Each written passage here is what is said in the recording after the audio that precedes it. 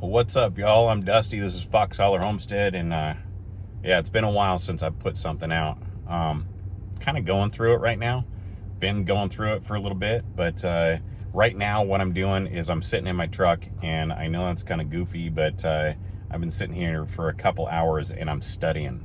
I have to recertify on my tower crane test on Wednesday, which I actually set the date out for February, but for some reason they signed me up way sooner than I had hoped. But regardless, I still got a bunch of studying to do, so I've been staying up at the cabin because it's quiet, and I can do a lot of studying there and a lot of retaining stuff. But you can check this stuff out real fast. This is all that I'm studying, which is kind of back and forth. It's all ASME, OSHA, all that kind of fun stuff. It's quite a bit. And this is just for the tower crane certification, and I know most of it, but it doesn't hurt to constantly go over it. But right now I need a break, and I wanted to show you guys something that happened out on the property the last windstorm. So let's check this out.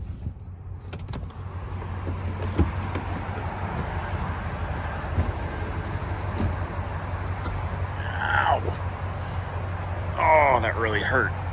Oh, I hit my knee. So here is the fox den. You come up on this little trail. We guys talked about how this is all these ribbons that are on these trees. This is where our future driveway is going to be.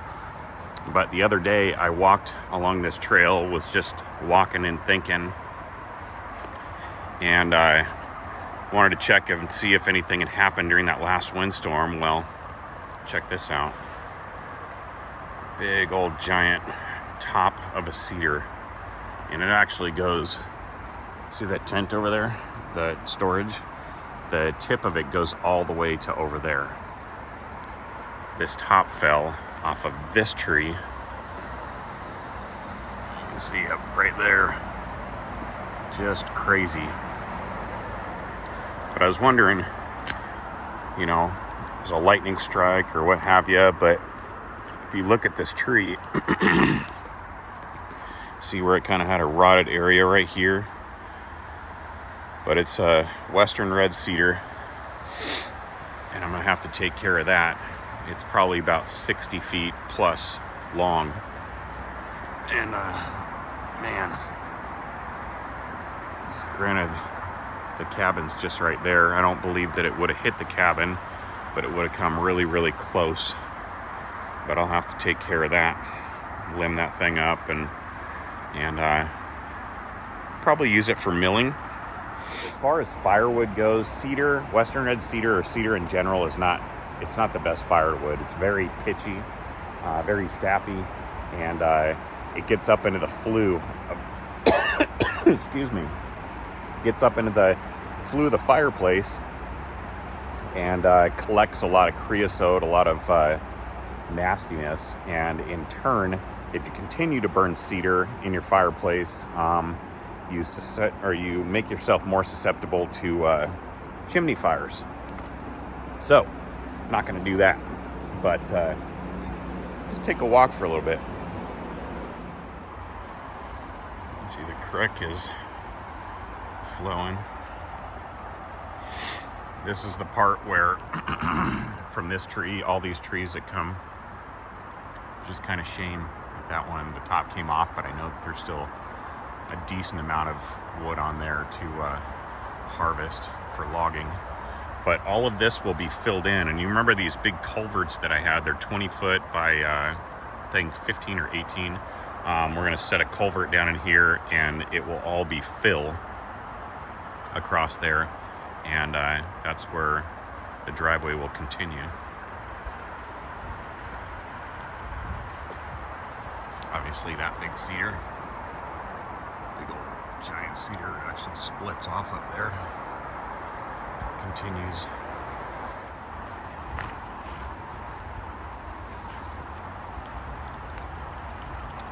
You know what I noticed is that there's seepage down in here off of this hill. Comes down into the creek.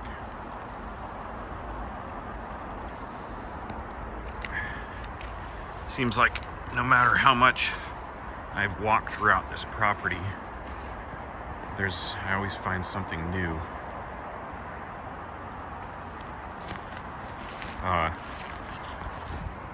One of our huskies, Skyler, the young one, is very, very rambunctious.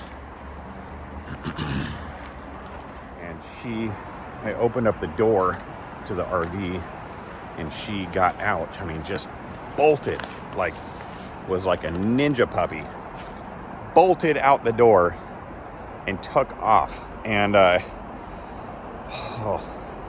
trying to catch her, especially because it was around dusk, and she is like solid black. She has a little bit of white on her, but especially out in the woods out here, it gets so dark, and she bolted off into the woods.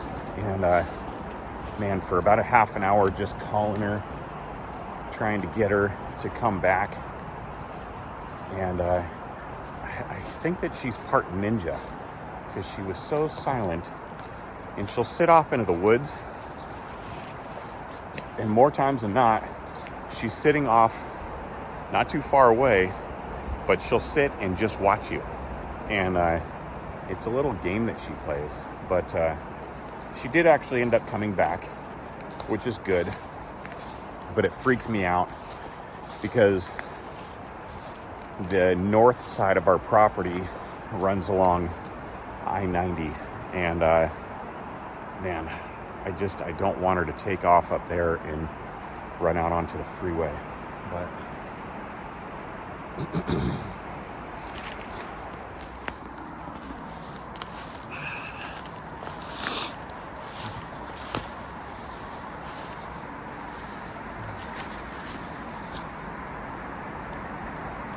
I just think those are cool. These little hemlocks growing out of cedar stumps. Old cedar stumps.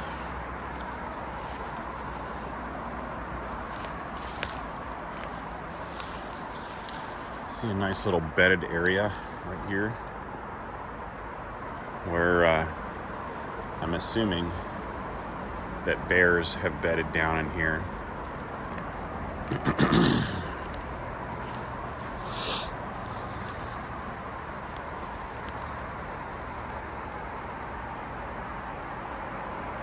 So you can hear the freeway over there.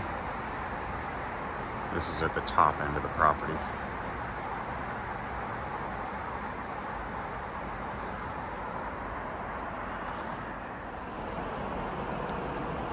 So an update on what's going on with our permit.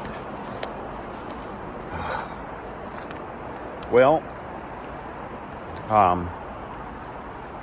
we're still dealing with that 3-page list that we were given last summer to get everything done that was on that list.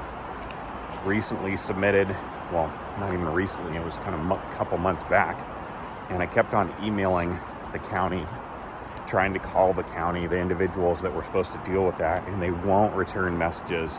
They don't answer their phone. In the portal, they want you to submit these information requests on this portal that they have. Well, for the longest time, it just wasn't working for us. Like, it wouldn't, like, you could only download so much to it or upload so much to it. And then finally, we were able to upload all that information. The next step is we had to go back to the engineer, and he is going to deal with a couple different things. Not sure what that's going to cost so far, but or as of yet. But he seemed pretty confident that he would be able to take care of the rest of what needed to be done on that list. This has been probably one of the hardest things. Outside, I mean, the hardest things I've had to do as an adult. Now, granted, I've made a video in the past about, my addiction, my drug addiction when I was younger, and the struggles I went through, being abused and all that stuff. But, man, responsibility is not easy. but I can guarantee it's a heck of a lot more worth it in the end. So Regina and I really hoped that we would be in the process to where we would have the area cleared by now, which is all this area behind me, which is where the house is going to be built.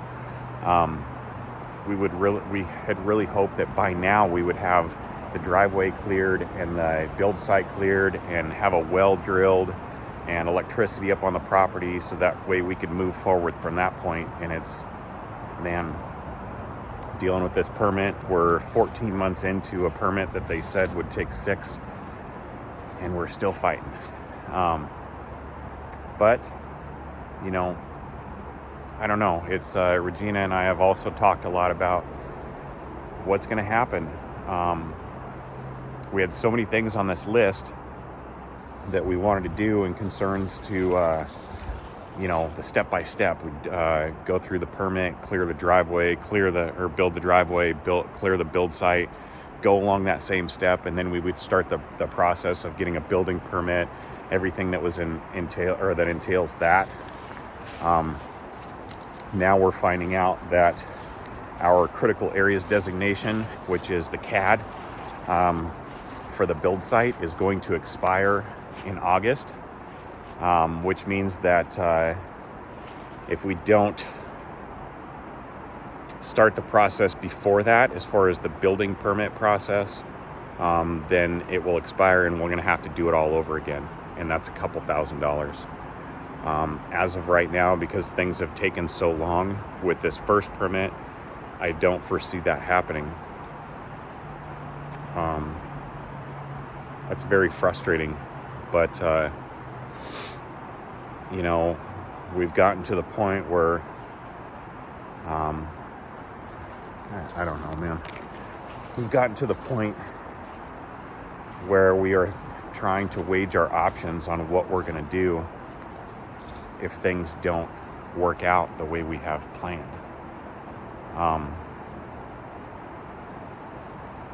I mean, it's, at the end of the day, it's hard to justify continuing to pour thousands and thousands and thousands of dollars for something that you cannot see a foreseeable future. I mean, it's hard to justify that. But for now, we're just going to keep on pushing forward, and we've brought our goals down to one specific, and we're going to go from there. But yeah.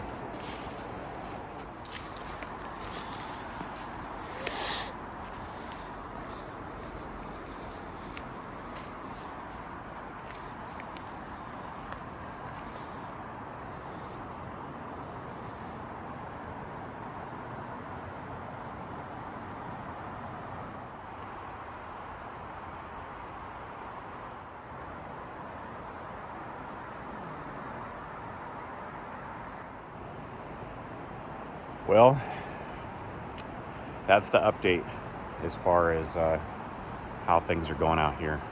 I know that I haven't been putting out a lot of content lately. I think it's, had a friend message me this morning, email me this morning, asking if everything was okay. And my brother, sincerely, thank you. I appreciate that. I've got a couple really close people, and that I've never even met in person, but are so supportive. And you individuals know exactly who you are, and I thank you for that. More than you could ever know, I thank you for that. I've been in a real rut, and it seems to be like a common thing to be stuck in that rut and feel borderline defeated, and having to get up in the morning and try and put on a positive attitude, try and put on a positive face, and continue to move forward. Yeah. But I hope each and every one of you is doing amazing out there. And I send nothing but love and blessings to all y'all and your families. I really do. And I thank you again. I'm going to go back to studying, and again, thank you guys for everything. We'll see you soon. Bye-bye.